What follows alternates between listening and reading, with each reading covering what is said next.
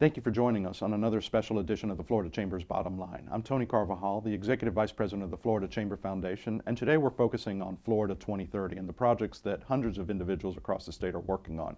I'm joined today by futurist and my friend Joe Tankersley with unique visions, and we've been talking about disruption and the value of talent as the economic driver of the future and changes that are coming up. And there's a common theme that I'm hearing around that. Old models and new world opportunities. Tell me a little bit more about how we should be framing Florida 2030 in that sense. I believe that one of the biggest opportunities that we have going into the future is really redefining what we mean by quality of life and abundance.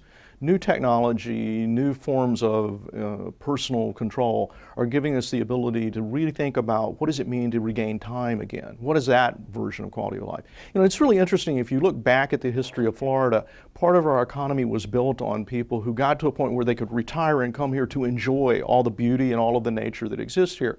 We've become like everybody else, too fast, too busy, too sort of in the rut, so to speak. I think what you're going to see in the future is people looking for ways to redefine that sense of abundance, to really start to say, hey, I want to enjoy all of the things that Florida has to exist here, and I can create an economic life that lets me do that. So we've had town halls across the state. We're visiting all 67 counties. Thousands of people have provided us input. And when I use the word disruption, there's almost a gasp in the audience. But you're really talking about disruption being an opportunity for social enterprise, for social entrepreneurship, and improving the quality of life. Should we be worried? Should we be thinking about this as the opportunity?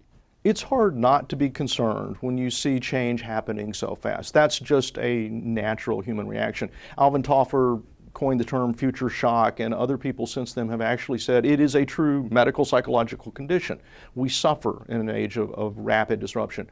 What I'm trying to do, and what I think you guys are trying to do, is shift the conversation so that we can see beyond the challenge and the pain to understand that it's worth the work, because there really is a chance for us to have more control over creating the communities that we want to live in the future. So we really should be thinking about this as a renaissance of opportunities, not just the dark ages, really, then. I certainly am an optimistic futurist, so I think there are plenty of opportunities out there. Now, those opportunities are going to be unequal in the way they're distributed. That's always the way the world works. But I think that as individuals, and as small businesses particularly, and as local communities, you're going to see the ability to have more control over creating the future that you want to create. And if you can create a positive vision, a vision that everybody in your group can start to share, then it's not so scary anymore. Then it's exciting. And I think that's the kind of future that you want to try to create with Florida 2030.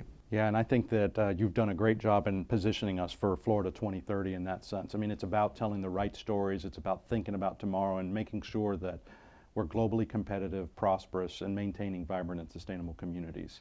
I'm looking forward to continuing this conversation, maybe diving into a few of the industries, but for today, let me just sign out and say thank you so much for joining us on another edition of the Florida Chamber's Bottom Line.